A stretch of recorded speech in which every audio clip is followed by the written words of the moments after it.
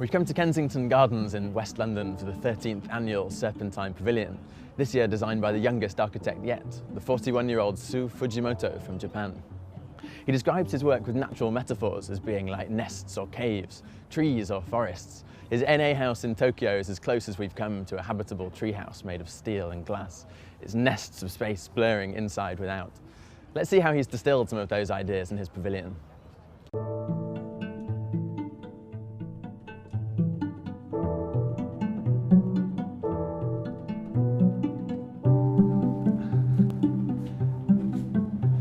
Feels a little bit like walking into one of those kind of early depictions of a computer mainframe, this kind of digital landscape, an endless grid that just stretches into infinity with no clear boundary. Bits kind of dissolve into the sky, and I guess on a cloudy day will literally dissolve into the clouds.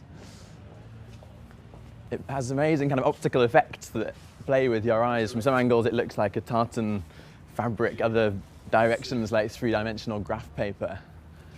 And it's a whole kind of habitable landscape that you can actually climb up and explore. Let's have a go.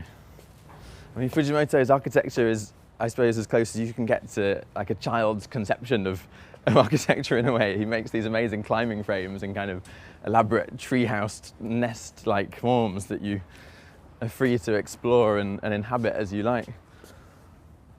Yeah, it's like sitting in a giant garden trellis.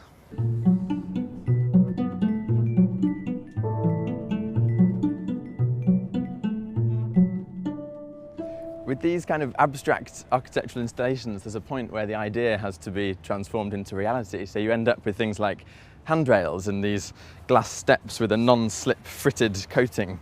And obviously having to deal with the realities of English weather, you have these circular perspex discs which almost hover like little leaves in a tree. It'd be interesting to see what happens when it starts raining.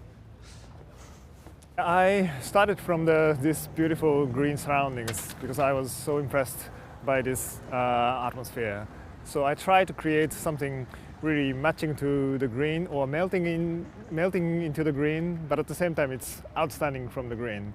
This pavilion is, of course, as you can see, created by a really strict grid structure. So in that sense, it is a really formal, strong order. But at the same time, the shapes is really ambiguous or blurring. So I intended to create such a nice duality of the forms or formless form. It's almost like he's revealing an underlying geometric grid that's there already and just carving bits away. So you end up with funny things like this, a coffee table that shares the same framed language. And the grid suffuses everything, even down to the bar itself. Because I suppose ultimately the Serpentine Pavilion is about creating a novel enclosure for a place to have a cup of coffee.